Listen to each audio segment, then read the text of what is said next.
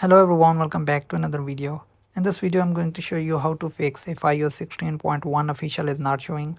So if you have installed iOS 16.1 iOS beta in your iPhone, now you want to install iOS 16.1 official version in your iPhone, but official version is not showing because you have installed iOS 16.1 beta, then I'm going to show you how you can fix this problem in your iPhone or iPad, how you can install iOS 16.1 official version.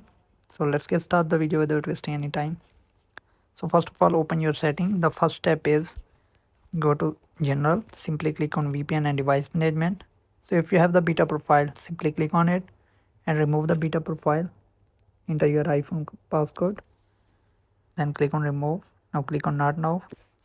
Once you've done this, now go to the software update section and see if there is official update available or not. So as you can see, there is available the official update, and if you're still not getting this update, then move to the step 2. Go to iPhone setting, click on general, scroll down, click on transform reset, click on reset all setting, then enter your iPhone passcode, then click on reset all settings. So this reset will remove your Apple Pay card, keys, passes will be removed, but it will keep your data or media in your iPhone. So you can reset all setting and move back to the software update section and you will get the update. These two are the working methods to get the iOS 16 official. So as you can see here.